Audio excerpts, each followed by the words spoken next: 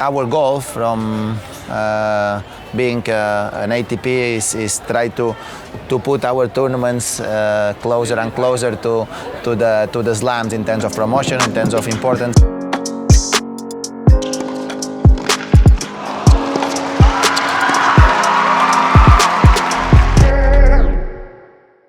Thank you, Rafa, for being here with us today in Rome. We are here to chat a little bit about OneVision, the strategic plan of ATP. A pleasure to be with you today, Andrea. My first question is how you see the sport today, the present and the future. What's your vision about the things that needs to happen to be in a better position? I think generally there is a big opportunity for our sport out there. We have over 1 billion fans. We are a global sport.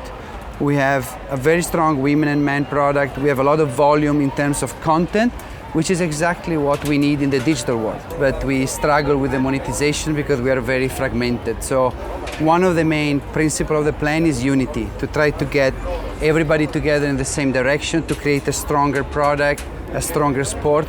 It's about creating this unity and moving the product in a better direction to provide a richer experience to the fans. And how do you think we can make that happen? I think one of the beginning is providing the players the transparency of the economics of the tournaments and also an upside on the success. So you will get the full visibility on the economics, but you also will get the 50% of the future profit sharing after the prize money. That will create the alignment of the interest. So let's work together to improve our sport instead of fighting with each other all the time, because the competition is soccer, football, American football, golf, is entertainment. We're not competing against each other. Well, I agree with that, no, and I think we lose a lot of energy fighting between each other, no, in trying to the tournaments are fighting for themselves, players are fighting for ourselves. What do you think about the new prize money formula? How this gonna work, and what's your goal? I think it can be game-changing for the relationship and the trust between players and tournaments. So if the tournaments do well financially, the players will get 50% of the profits on top of the prize money. So I think creating that mentality of unity and together working to raise the level of our sport, I strongly believe tennis has a huge upside in the next 10, 20 years.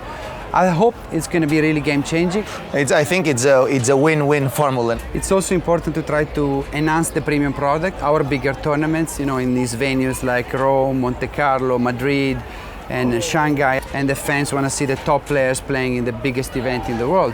What is for you the importance of a Masters? The Master Thousands are a huge event. Sometimes from my personal perspective is Grand Slams there and the rest of the tournaments much lower. No? So I think our goal from being an ATP is try to put our tournaments closer and closer to the slams in terms of promotion, in terms of importance. It's a great product, no? And we need to encourage the tournaments to keep growing. I don't know how you see the calendar of the future and how we can improve that.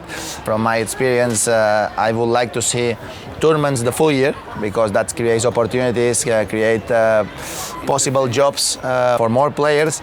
But in the other hand, you give the players the possibility to rest without having that feeling that you are losing your ranking. I totally agree. It's about creating those spaces in between, but providing a 11, 12-month calendar, it's quite unique for our sport. We're trying to change because we want to grow them a little bigger with more rest days. Thanks a lot for joining us today, Rafa. It was a pleasure to speak with you, and I wish you good luck. Thank you very much, Andrea. It has been a pleasure, and we need the good luck as always, but have been a beautiful thing to talk a little bit about our tour for a while. Thank you. Thanks a lot.